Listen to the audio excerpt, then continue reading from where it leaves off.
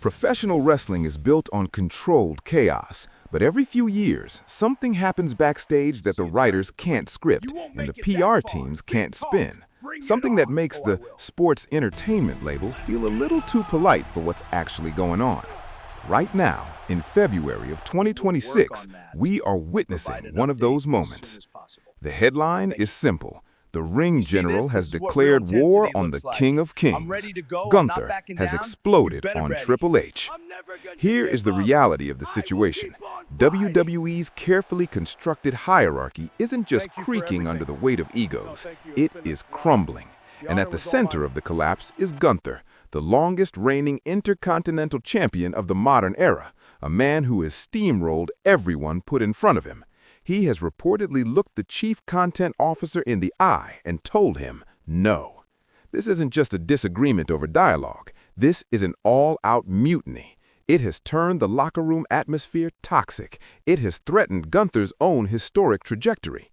The question we have to answer today is brutal. Can the established order survive this level of defiance, or will this power struggle fundamentally change the face of the company forever? Let's get into it. All right, let's set the scene. It's this morning. We're talking just hours before talent is supposed to head to the arena for tonight's show. The reports coming in are painting a picture of a powder keg finally exploding right outside the gorilla position, that sacred gateway to the stage. Eyewitnesses, and I have to stress, these are sources close to the situation, describe a shouting match that hit high decibel levels very quickly. We aren't talking about a heated discussion over coffee here. We are talking about voices raised so loud that production assistants and nearby talent stopped dead in their tracks. The heart of the issue? A script change.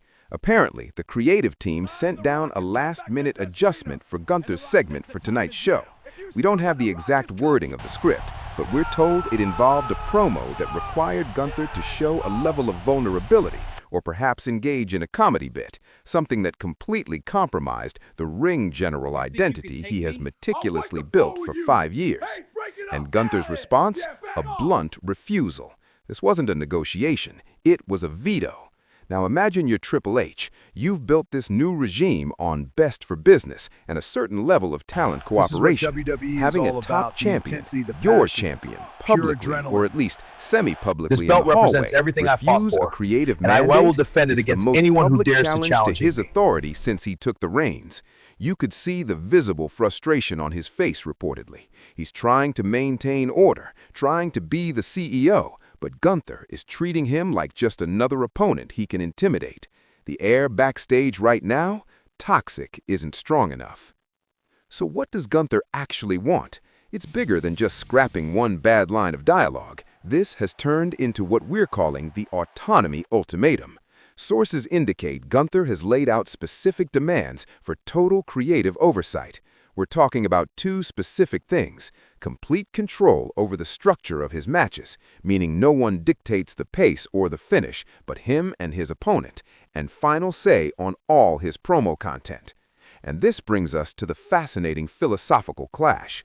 On one side, you have Gunther. He's an old-school, purist vision of what a wrestler should be. He believes the title legitimizes the man, and the man should be a serious, dominant, fighting champion. He sees the business as a sport, and his role is the unbeatable final boss. On the other side, you have Triple H. Love him or hate him, his vision is global entertainment. He needs characters that can go on talk shows, sell merchandise to kids, and generate viral TikTok moments. So why February 2026? Why now? This is the key question. For years, Gunther has been a company man. He followed the rules. He elevated everything he touched. But I think this is the breaking point of his long-standing compliance. Look at the landscape. He sees guys like LA Knight and The Rock popping in and out, cutting long promos. He sees the title picture potentially getting crowded with part-timers or sports entertainers. In his mind, he has paid his dues, carried the workhorse load, and proven his drawing power. He feels he has earned the right to protect his own legacy. And if he doesn't get it, he's willing to burn the place down to keep it. Now, this is where it gets really interesting. This isn't just a two-man argument happening in a vacuum. This confrontation has forced the locker room to fracture. Suddenly, top-tier talent are having to pick sides. Are you with the game, the guy who might book your WrestleMania moment? Or are you with the top champion, the guy who represents the in-ring purity that a lot of these guys grew up respecting? The immediate impact? It's a scramble. I'm hearing that a good chunk of tonight's card is being rewritten. Segments that were dependent on the champion are being torn up and redone. Producers are being shuffled. It's chaos. Think about the power dynamics here. For years, the mantra has been, The Rock's the boss, Hunter's the boss. They're the authority. If a talent openly challenges that regime and wins, or even just survives, it sets a precedent. It tells the rest of the locker room that the talent actually has a seat at the table. It empowers the wrestlers, and that is a terrifying prospect for a management team that relies on controlling the narrative. On the flip side, if Triple H crushes him, he looks like a tyrant punishing his star player.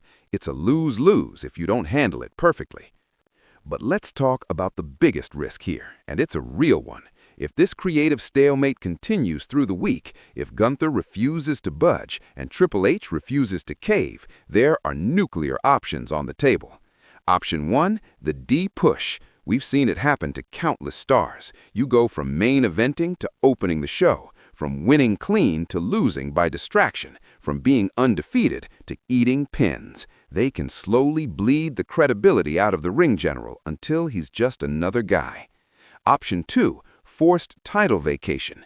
Management could simply say, if you won't perform under the creative direction set for the champion, you can't be the champion. They strip him of the title on screen due to injury or suspension. It would be a sabotage of his historic win streak, a disciplinary measure that ends his reign not by being beaten, but by being fired. And here's the tragedy of it all. The upcoming Premium League event, it should be the focus. We should be building toward a massive main event, but instead, this internal war is threatening to overshadow everything. The story isn't about who will win the title. The story is about whether the title will even exist in its current form. The fans are now watching the backstage drama more intently than the in-ring product, and that is a dangerous place for any wrestling company to be. So, looking ahead, what is the future of the ring general? We have to start talking about the legalities. Contract law in wrestling is a murky swamp. If Gunther refuses to perform, is it a breach? Can WWE hold him hostage, adding injury time? Conversely, can Gunther leverage his position to secure a unique no-interference clause in his contract? Imagine a contract rider that says creative must be approved by talent. That would be unprecedented in modern WWE. If Gunther wins this, if he successfully secures that kind of autonomy, the long-term fallout is seismic. It changes the creative process forever. Every top star will want the same. It turns WWE from a writer's room into a producer's collective. It might lead to better content, or it might lead to chaos, but it definitely redefines talent relations. Final thoughts on this power struggle.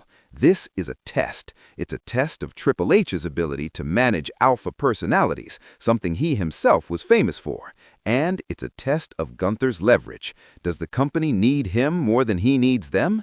Right now, the answer is probably yes on both sides, which is why this is so dangerous. This single confrontation will likely redefine how talent and management interact for the rest of 2026 and beyond.